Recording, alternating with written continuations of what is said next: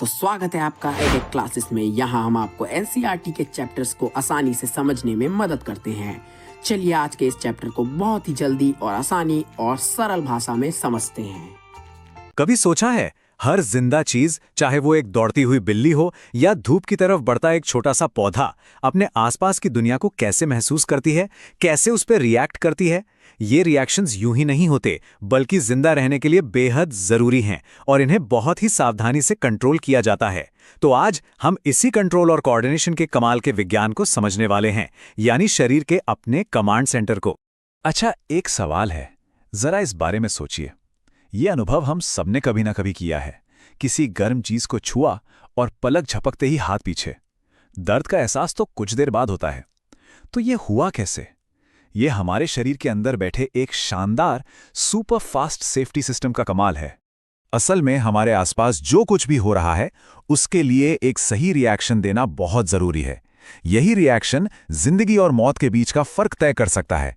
इसीलिए हर जीव ने अपने अंदर ऐसे सिस्टम बनाए हैं जो जानकारी को पहचान सके और उस पर सही एक्शन ले सकें।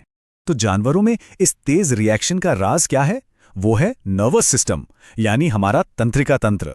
आप इसे शरीर का अपना सुपरफास्ट इंटरनेट समझ सकते हैं। एक ऐसा जबरदस्त नेटवर्क जो बिजली की रफ्तार से मैसेज भेजता है ताकि शरीर के सारे हिस्से एक टीम की तरह मिलकर काम कर सकें। तो फिर यह हाई स्पीड नेटवर्क आखिर काम कैसे करता है? चलिए एक काम करते हैं, हम एक अकेले नर्व सिग्नल के सफर पर चलते हैं और देखते हैं कि कैसे एक मामूली सी जानकारी एक पूरे एक्शन में बदल जाती है। अब इस पूरे सिस्टम की जो सबसे छोटी और सबसे जरूरी कड़ी है ना, वो है न्यूरॉन। और ये कोई आम सेल नहीं है, बिल्कुल नहीं। ये तो एक खास तौर पर डिजाइन किया गया सूचना का तार है जो इलेक्ट्रिकल और केमिकल सिग्नल को एक जगह से दूसरी जगह पहुंचाता है। तो देखिए ये सफर होता कैसे है। सबसे पहले डेंड्राइट नाम के हिस्से पर जानकारी पहुंचती है, जिससे एक इलेक्ट्रिकल सिग्नल पैदा होता है। फिर यह सिग्नल एक तार जैसे एक्सॉन पर तेजी से दौड़ता है और आखिर में सिनैप्स नाम के एक छोटे से गैप को पार करके यह मैसेज अगले न्यूरॉन तक पहुंच जाता है। और इस पूरे सफर का नतीजा एक्शन। जब यह इलेक्ट्रिकल सिग्नल दौड़ते दौड़ते किसी मसल सेल तक पहुंचता है तो वो उसे सिकुड़ने का ऑर्डर देता है। और बस यही वो पल है जब एक छोटा सा सिग्नल एक असली हरकत में तब्दील हो जाता है, जैसे कि गर्म चीज से हाथ को झटके से हटा लेना। लेकिन यहां एक पेंच है। जब खतरा बहुत बड़ा हो, जैसे कि आग को छूना, तो सिग्नल का दिमाग तक जाना, दिमाग का उस पर सोचना और फिर वापस ऑर्डर भेजना, इसमें बहुत देर हो सकती है। और इस देरी का मतलब है गंभीर चोट। तो सवाल यह है कि हमारा शरीर इस प्रॉब्लम को कैसे सॉल्व करता है? जवाब है एक शॉर्टकट, शरीर का अपना इमरजेंसी बाईपास, जिसे हम रिफ्लेक्स आर्क कहते हैं। इसमें मैसेज दिमाग तक जाने की बजाय स्पाइनल कॉर्ड से ही वापस मुड़ जाता है और सीधा एक्शन का ऑर्डर दे देता है। दिमाग को तो बाद में पता चलता है कि हुआ क्या था, लेकिन तब तक हाथ तो बच चुका होता है। तो मतलब हमारे पास एक्शन के दो रास्ते हैं। एक तरफ है reflex action, super fast, automatic, जिसे स्पाइनल कॉर्ड कंट्रोल करता है। और दूसरी तरफ है सोचा समझा एक्शन, जैसे पेंसिल उठाना। यह धीमा होता है और इसे हमारा दिमाग कंट्रोल करता है। दोनों ही अपने अपनी जगह बेहद जरूरी हैं। अच्छा, जानवरों की बात तो हो गई, अब जरा पौधों की दुनिया में चलते हैं। उनके पास तो नर्वस सिस्टम नहीं है, मसल्स भी नहीं है, तो फिर वो कैसे रिएक्ट करते हैं, वो चलते कैसे हैं? छुई मुई का पौधा तो सबने देखा ही होगा, है ना? उसे छूते ही कैसे पत्तियां शर्माकर बंद हो जाती हैं। ये कोई जादू नहीं है, इसके पीछे भी साइंस है। ये पौधा भी जानवरों की तरह इलेक्ट्रिकल केमिकल सिग्नल इस्तेमाल करता है, पर यहां हरकत मसल से नहीं बल्कि सेल्स में पानी के प्रेशर को बदलकर होती है। लेकिन हाँ, ये छुई मुई वाला एक्शन तो बड़ा ड्रामेटिक है। ज्यादातर मामलों में पौधों की हरकतें इतनी तेज नहीं होती। वो असल में एक खास दिशा में ग्रोथ करके, यानी बढ़कर, अपने माहौल पर रिएक्ट करते हैं। अब ये जो एक खास दिशा में बढ़ने का तरीका है ना, इसे साइंस की भाषा में ट्रोपिज्म कहते हैं। जैसे पौधे का सूरज की रोशनी की तरफ मुड़ना फोटोट्रोपिज्म कहलाता है, या जड़ों का जमीन के अंदर गहराई में जाना जियोट्रोपिज्म। तो ये होता कैसे है? इसका हीरो है एक हार्मोन जिसका नाम है ऑक्सिन। अब देखिए होता क्या है, जब पौधे पर एक तरफ से रोशनी पड़ती है तो ये ऑक्सिन हार्मोन अंधेरे वाली यानी छाया वाली साइड में जमा हो जाता है। वहां ये सेल्स को ज्यादा तेजी से बढ़ने का ऑर्डर देता है और नतीजा, पौधा रोशनी की तरफ झुक जाता है। बड़ा सिंपल लेकिन बहुत ही स्मार्ट तरीका है ना?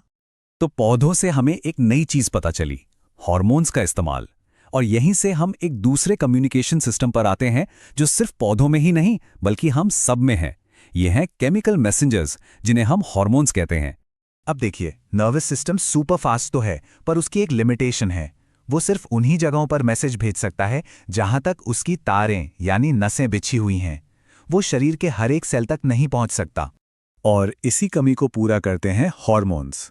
भले ही ये थोड़े धीमे हों, लेकिन इनकी पहुंच कमाल की है।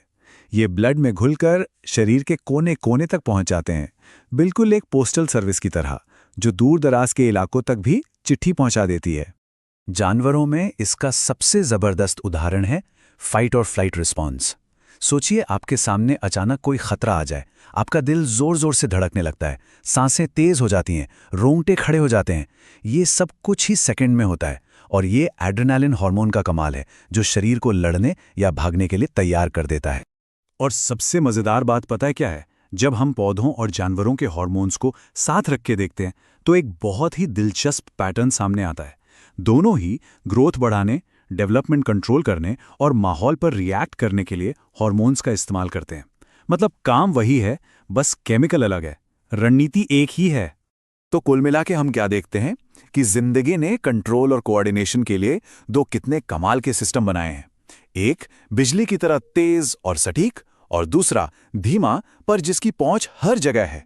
दोनों मिलकर काम करते हैं ताकि जीव जिंदा रह सके।